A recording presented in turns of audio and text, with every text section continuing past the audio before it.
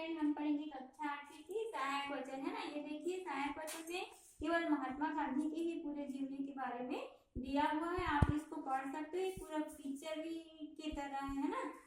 पढ़ेंगे छठवीं झलक, आप लोग भी बुक निकालिए और मैं आप लोग को पढ़ा रही हूँ।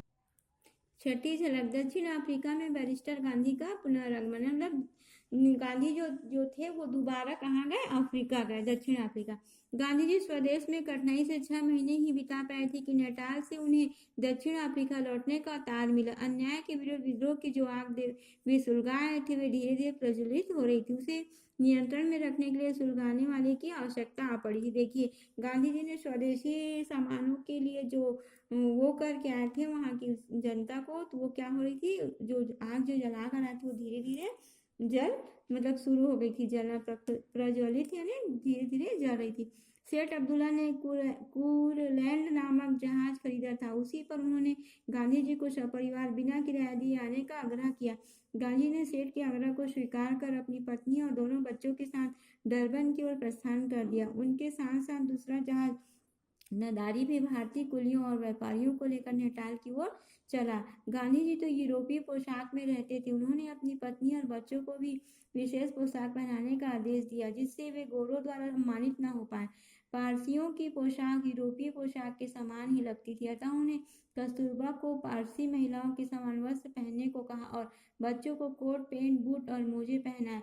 बच्चों ने बूट कभी पहने नहीं थे, इसलिए उनके पैरों में छाले पड़ गए। गांधी जी उन्हें छुरी कांटे से भी खाना सिखलाया। इससे कस्तूरबा को बड़ा अटपटा लगा, परंतु जिद्दी पति परायण पत्नी विवश थी, समर्पण में ही उसे सुख मिलता था।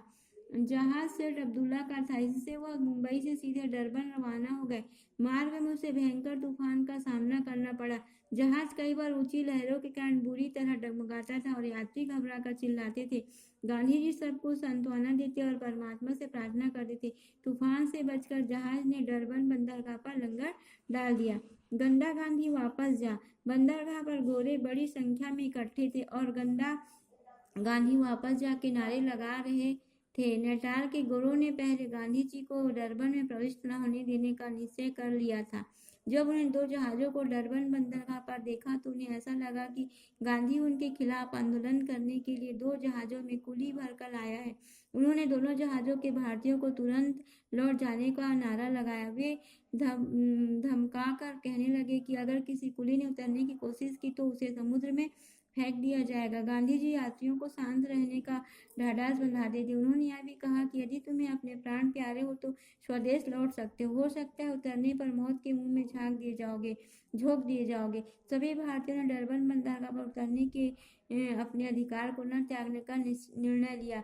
उन्होंने गांधी जी से कहा कि हम गोरों की गीदड़ धमकियों से नहीं डरेंगे। यहीं तक हम पढ़ेंगे, आगे का पाठ हम नेक्स्ट वीडियो में पढ़ेंगे।